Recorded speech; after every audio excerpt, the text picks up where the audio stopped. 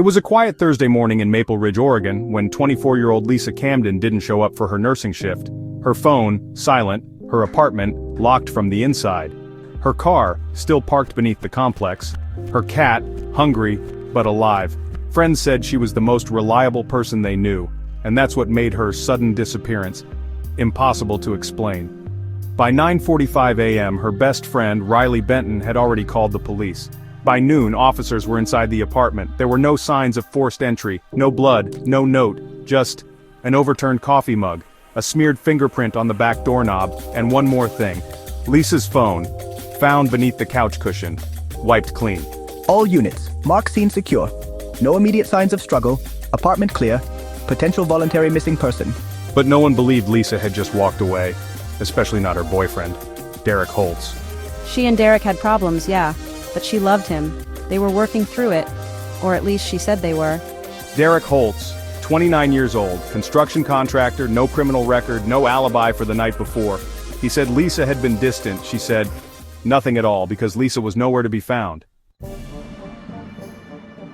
3 days later, cadaver dogs hit on a spot in the woods behind the Pineview trailhead. And then, there she was. Lisa Camden was found face down in a shallow creek, hands bruised, a single contusion at the base of the skull, and dirt packed underneath her fingernails. No sexual assault, no defensive wounds, no DNA, except one single strand of hair on her hoodie. Preliminary cause of death, blunt force trauma, manner undetermined, toxicology pending. The town turned on Derek. His mugshot was on the news. He was arrested within hours, charged with second-degree murder. Boyfriend of missing nurse arrested today following discovery of her body. Investigators believe the motive may have been jealousy. But just 5 days later, the case took a turn. The forensic report disappeared, gone, deleted from the police department's internal server. No backups, no printouts, no chain of custody. We had the lab analysis Friday. By Monday, the report file was just gone. This doesn't happen. It shouldn't happen. And then came the kicker. The strand of hair, not Derek's, not Lisa's, unknown. Derek Holtz was released, charges dropped, no apology, just silence. In light of insufficient evidence, the state declines to pursue charges at this time. Months passed. The case went cold, then colder. I saw her arguing with someone a week before.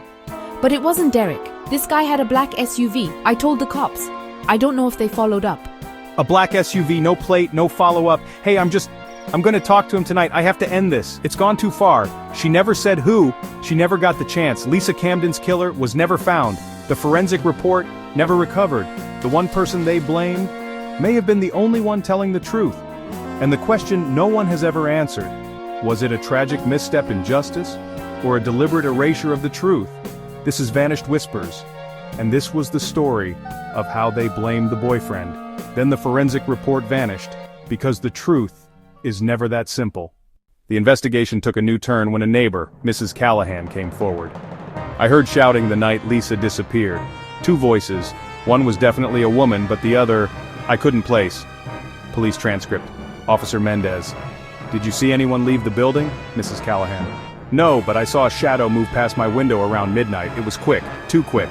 Another witness, a delivery driver, reported seeing a black SUV idling near the complex. License plate? Obscured by mud? The evidence grew stranger. A set of muddy footprints led from the back door to the woods, but the prints stopped abruptly. No matching shoes were ever found. The case files grew thicker, but answers remained elusive. Weeks later, just as the investigation seemed to stall, a cryptic email arrived at the police station. The subject line read, "You missed something." Attached was a blurry photo of Lisa, time-stamped the night after her supposed death. The sender? Completely untraceable. Police transcript, Detective Harper. Is this a sick joke? Officer Mendez. The timestamp checks out, but how? As detectives scrambled for answers, the evidence grew even more unsettling. Lisa's bank card was used at a gas station 2 towns over just hours after her body was supposedly found. But when investigators reviewed the security footage, they found it mysteriously corrupted. The case, once thought to be a tragic open and shut, was suddenly a maze of contradictions. Was Lisa really dead when they found her? Or was someone orchestrating an elaborate cover-up from the shadows? The investigation stalled. The police chief retired. Files went missing. Witnesses stopped answering calls. The town whispered about a cover-up. Riley Benton, Lisa's best friend, moved away. Derek Holtz vanished from public view. The black SUV was never found. The chilling mystery of Lisa Camden's disappearance remains unsolved, the truth buried beneath layers of fear and silence. And somewhere, someone knows exactly what happened that night, but the case remains open, and the questions never answered. As time passed, new voices emerged from the shadows, each with a story that complicated the truth. Two witnesses, never before interviewed, came forward, each adding new layers to the night Lisa vanished. The first, Jordan Myers, a night shift janitor at the high school, recalled with a shaky voice. "I was cleaning the science wing around midnight. I heard footsteps, multiple, hurried. I looked out into the hall and I swear I saw Lisa running, glancing back over her shoulder. There was someone else, but I couldn't see their face. They were chasing her. I told myself it was my imagination, but now, I'm not so sure." Then there was Evelyn Tran, a delivery driver on her usual late-night route. Her statement cast doubt on the timeline. "I was waiting at the intersection by Maple and 4th. That's when I saw a black SUV, headlights off, parked across from the Camden house. I saw two people inside arguing. One of them looked like Lisa, but the other didn't match any of the descriptions I heard on the news. I remember thinking it didn't feel right, like someone was watching me." Both accounts were met with skepticism and fear. Jordan's co-workers whispered that he'd been acting strange since that night. Evelyn, meanwhile, received anonymous calls telling her to keep quiet. Their testimonies raised new questions. Was Lisa running from someone she knew? Was there a third person involved? And why did Evelyn's description of the passenger not match any known suspects? The mystery, instead of fading, grew darker and more tangled. Each new statement echoed in the darkness, deepening the sense that the truth was further out of reach than ever before. The case file thickened with contradictions, and as the town listened, the chilling possibility lingered. Perhaps no one would ever know what really happened to Lisa Camden. In the weeks that followed, the investigation took a darker, more confusing turn. Newly released police transcripts revealed tense exchanges between officers and investigators, and evidence that only muddied the waters further. Detective Monroe's voice, clipped and frustrated, echoed through the transcript. "We found partial fingerprints on the back door, but none match Lisa or anyone in her immediate circle. Who else had access to the house that night?" Officer Ramirez replied, "We're running them through the database, but there's something else."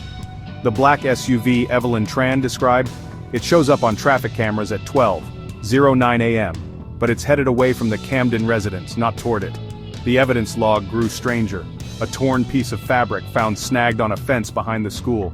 A phone wiped clean of all data, discovered in a storm drain just blocks from where Lisa was last seen, and a chilling voicemail recovered from Lisa's phone, just static at first, then a distorted voice whispering, "You shouldn't have come back." Investigator Patel pushed the team. Why would someone go to these lengths to erase their presence but leave clues behind? Are these mistakes, or is someone trying to lead us off track? The official transcripts show growing confusion and frustration. Every new piece of evidence only deepened the mystery. The fingerprints, the fabric, the SUV, none fit the story as it was understood. And the voicemail suggested Lisa was afraid of someone no one had even considered. As the case file thickened with contradictions and chilling new details, the investigators began to suspect the real story was still hidden, buried beneath layers of deception. And the next revelation might change everything. The truth was slipping further away, and the town braced itself for a twist no one could see coming. As investigators pored over the ever-growing case file, a single overlooked detail began to tug at the edges of the narrative. A late-night security camera, one previously dismissed due to its poor quality, was enhanced by a digital forensics expert. The grainy footage revealed a shadowy figure slipping around the side of Lisa's house, pausing just out of view. The timestamp? 12:07 a.m., 2 minutes before the black SUV was seen leaving the area. But it wasn't the figure's presence that sent chills through the team. It was the faint, unmistakable glint of a necklace identical to the one Lisa's best friend Mariah had worn every day since high school. The investigators, certain Mariah had an airtight alibi, revisited her interview tapes. In the background of one recording, a barely audible ringtone played, a melody later identified as the same one from the wiped phone found in the storm drain. Suddenly, patterns emerged where there had only been chaos. A string of anonymous texts sent to Lisa weeks before her disappearance, traced back to a prepaid phone purchased in Mariah's name. The torn fabric, a match for the jacket Mariah wore on the night of Lisa's going-away party, captured in a group photo posted to social media just hours before. As suspicion closed in, Mariah was brought in for questioning again. Under the harsh fluorescent lights, her composure cracked. Tears welled in her eyes as detectives pressed her for answers. But before a confession or denial could be recorded, a commotion erupted outside the precinct. An officer rushed in, breathless, clutching a newly delivered package addressed to the truth seekers. Inside, a second phone, powered on and already recording. On its screen, a live video feed flickered. Lisa, visibly shaken, whispering, "Don't trust anyone, not even me." The room fell silent. The investigators and the audience were left with a single dizzying question. Was Lisa truly missing, or was she orchestrating the entire mystery from the shadows? The investigation, once so sure-footed, now wanders in a labyrinth of uncertainty. Lisa's chilling message loops endlessly on the second phone, her eyes darting off-screen, her words barely a whisper. Forensic experts comb through every frame searching for clues in the static, but each detail only deepens the enigma. The necklace, Mariah's or a clever decoy. The torn jacket, proof of guilt or a planted red herring. Even the ringtone, once a damning link, now feels like a piece in someone else's game. The SUV's license plate comes back unregistered, the live feed's IP address bounces across continents, and the package's fingerprints yield only smudged, unreadable prints. Outside the precinct, rain falls in steady sheets, blurring the world into shadows and reflections. Inside, detectives shuffle silent, haunted by questions they can't answer. Did Lisa vanish willingly, or is she a pawn in someone else's plot? Is Mariah a friend betrayed or an accomplice concealed in plain sight? And who exactly are the truth seekers? As the days stretch on, rumors swirl and theories multiply, but the case refuses to resolve. In the darkness, Lisa's words echo, "Don't trust anyone, not even me." The truth remains just out of reach, hidden in the static, waiting in the shadows, daring us to look closer. And so the mystery endures, its secrets locked away for another sleepless night. A week after the investigation stalls, a new voice emerges from the darkness. The recording crackles to life in the precinct's interview room, an audio statement from a witness no one expected. Rebecca Lynn, a quiet neighbor from 2 floors down, her words slice through the silence. "I saw Lisa that night. She wasn't alone, she was arguing with someone I recognized. It was Mariah, but it didn't look like a fight, it looked like they were saying goodbye." Detectives freeze. The narrative, once linear, fractures. Mariah, whose alibi seemed airtight, is suddenly pulled back into the center. Rebecca's tone trembles as she continues. "Lisa handed her something, a small silver locket. I heard Mariah say, 'You know this isn't over, right?'" Mariah, watching the footage, recoils, her hands shake. "That's not how it happened," she whispers, her voice cracking with fear, or guilt. Across the table, lead detective Ramirez's jaw tightens. Every detail they thought they knew crumbles. And then Rebecca, almost as an afterthought, adds, "Lisa used to tutor my younger brother. She cared about him. Maybe too much." A chill settles over the room. The case file is no longer just about a disappearance, it's about tangled lives, hidden debts and secrets that refuse to stay buried. In the flickering light, suspicion and dread mingle. Is Rebecca telling the truth, or spinning a story to protect someone close? And what exactly bound her fate to Lisa's on that stormy night? The investigation, once murky, is now a storm of doubt. And somewhere in the chaos, the real story waits, just out of reach. The precinct's fluorescent lights hum overhead as Detective Ramirez slides a thick manila folder across the table. Inside, a freshly transcribed police interview, time-stamped 2 nights after Lisa vanished. The recording, never before released, fills the room with static and stifled breaths. Ramirez's voice is weary, almost pleading. "Mariah, can you walk me through your timeline one more time?" Papers shuffle. Mariah's answer is brittle, her voice barely above a whisper.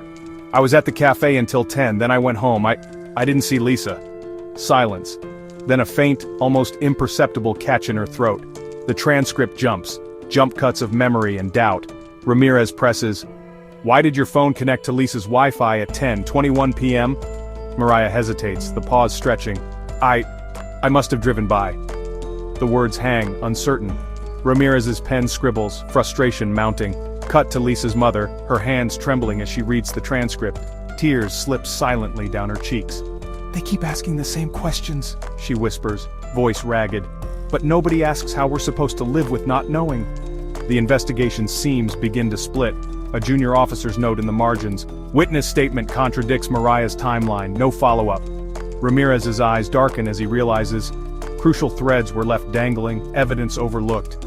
Each page is a wound, reopening the ache of failure. The soundscape thickens, rain against the precinct windows, the low hum of grief. Ramirez stares at the transcript, his reflection fractured in the glass. "We're missing something," he mutters, exhaustion and guilt twisting in his gut. The family waits in limbo, the detective haunted by every inconsistency. The transcript, meant to bring clarity, only deepens the shadows. In the margins of the official record, the real cost of the case is written: sleepless nights, broken trust, and the unbearable weight of hope. As the scene fades, the camera lingers on a single sentence, underlined twice: truth not yet found. A week after the transcript's release, the case takes a jarring turn. In a dimly lit evidence room, Detective Ramirez and Officer Lee pore over boxes long consigned to the archive. Dust motes swirl in the flashlight's beam as Lee pulls out a sealed plastic bag. Inside, a silver locket engraved with Lisa's initials. It shouldn't be here. The chain is snapped, a faint smear of something dark along the clasp. Ramirez's hands tremble as he reads the evidence tag. Recovered from vehicle impound May 12th. The car? Not Lisa's. But the registration. Officer Lee's breath catches. It belongs to Mr. Hargrove, Lisa's quiet neighbor, the one who organized search parties and brought casseroles to her family. Cut to the squad room. The air is electric, thick with disbelief. Ramirez lays the locket on the table, its cold shine a silent accusation. The team exchanges uneasy glances. Officer Lee whispers, "He was never a person of interest." Ramirez's jaw tightens. "He is now." The camera lingers on Lisa's mother as she's told the news. Her face crumples, a new wave of grief and confusion crashing over her. "He was always so kind," she murmurs, voice hollow. In the background, Mariah's eyes widen in shock, her alibi now tangled with a neighbor she barely knew. Outside, rain lashes the windows, mirroring the turmoil inside. The community reels as word spreads. Hargrove's porch light stays off that night, his windows dark. Whispers ripple through the neighborhood, trust splintering with every rumor. Ramirez gazes at the locket, the weight of fresh suspicion pressing down. The case, once a maze of dead ends, now opens onto a new and terrifying path. Shadows lengthen and every certainty is upended. In the echo of the precinct's silence, one truth is clear: with every answer, the questions only grow more dangerous. The next morning dawns gray and heavy, the storm clouds refusing to lift. Inside their own homes, key players in the investigation sit alone with their thoughts, haunted by the secrets they carry. Detective Ramirez stares at a faded photograph of his own daughter, lost years before in circumstances never explained. The lines on his face deepen as he recalls sleepless nights and broken promises, his obsession with finding Lisa a reflection of guilt he's never shaken. As he buttons his shirt, his hands linger over the wedding ring he still wears, the symbol of a family fractured by tragedy. Across town, Officer Lee paces her cramped apartment, voice trembling as she leaves another unanswered message for her estranged brother. The case has reopened wounds she thought were healed, a reminder of the siblings she couldn't save, and the silent vow she made to never give up on anyone again. In a small kitchen, Lisa's mother clutches the locket's twin, her own, worn smooth by years of worry. Memories flicker, Lisa laughing in the garden, Lisa slamming the door after their last argument, words they never took back. Grief and regret twist together, leaving her raw and restless. And in the shadows of his empty house, Mr. Hargrove sits unmoving, hands folded tightly. Framed photos of a life before loss line the mantel, a wife, a son, both gone. The search for Lisa was his way of holding on, of finding purpose in the void. Now suspicion isolates him, and the echoes of old mistakes threaten to consume what little hope he has left. As each character's pain collides with the case's new reality, their motivations sharpen and their vulnerabilities deepen. Trust is eroded, not just in others but in themselves. The investigation is no longer just about Lisa, it's about redemption, forgiveness, and the cost of secrets kept too long. Unseen, the rain intensifies. In this crucible of loss and longing, the stage is set for a revelation that none of them will see coming. The rain finally subsides, leaving the world washed and raw. In the quiet aftermath, something shifts, imperceptible, yet profound. Detective Ramirez stands on the edge of the lake where Lisa once played, the surface still rippling with unanswered questions. He closes his eyes, the weight of his own failures meeting the fragile promise of forgiveness. For the first time, he lets the past breathe, no longer running from the ghosts who shaped him. Officer Lee sits beside her phone, the screen dark. She exhales, a single tear tracing a line down her cheek, not just for her brother but for every soul she couldn't save. She texts him simply, "I'm still here." The message, small and defiant, is a thread cast into the unknown, a hope that some connections survive even the deepest silences. Lisa's mother steps into the garden, the morning light catching the locket at her throat. She kneels where wildflowers grow, fingers brushing petals Lisa once picked. In this quiet act, she lets go, not of love but of blame, the burden she's carried alone for too long. The pain remains, but so does the memory of laughter, and the faintest sense that Lisa is not entirely lost. In his empty house, Mr. Hargrove lifts a photograph tracing the faces of those he's loved and lost. He opens the door letting the sun in, and for the first time in years he walks outside, uncertain, but no longer hiding from the world's gaze. As the town stirs, the case remains unsolved, its secrets buried beneath layers of grief, guilt, and hope. Yet something fundamental has changed. Each person touched by Lisa's disappearance carries forward a piece of her story and of their own. The answers may never come, but in their search they find something else. The courage to face what's broken, and the strength to carry on. The camera lingers on the lake, the wind stirring the surface. Somewhere beneath, truths still sleep. But above, in the hush after the storm, the light endures. And in that fragile glow, the possibility of healing takes root. A mystery, yes, but also a promise. The story doesn't end here, it simply waits, echoing in the hearts of those willing to listen. Fade to black. As dawn breaks over the quiet town, the first rays of sunlight slip through parted curtains and land upon the case files scattered across Detective Ramirez's desk. The silence is broken not by grief, but by a gentle knock at the door, a courier, delivering an unmarked envelope. Inside, a single photograph, Lisa, older than anyone remembers her, standing beside a woman in a distant city. On the back, a message in Lisa's handwriting. "I'm safe. Thank you for loving me enough to let me go." The revelation sweeps through the town like a cleansing wind. Detective Ramirez stands by the lake once more, this time with Officer Lee at his side. Relief and joy mingle with the ache of years lost, but the burden lifts. Lee calls her brother, her voice trembling with hope, and this time he answers. Across town, Lisa's mother receives a call. Tears stream down her face, not of sorrow, but of overwhelming gratitude. She clasps the locket at her throat and whispers Lisa's name to the morning air, her heart lighter than it has been in years. Mr. Hargrove, holding the photograph, finally understands that letting go was never about forgetting, but about believing in new beginnings. He walks through the town square, shoulders unbowed, greeting neighbors with a warmth that's been missing for too long. The story that once fractured a community now binds it together. The mystery is resolved, not with bitterness or regret, but with the understanding that sometimes the answers we seek come not as explanations, but as new chapters. The camera pans over the lake, now shimmering with golden light, and the faces of those who survived the darkness. As the credits begin to roll, a final message appears. For every question left unanswered, there is a life waiting to be lived. In hope, we find our way home. The story closes, not with an ending but with a promise. The dawn of answers and the enduring power of love fade out,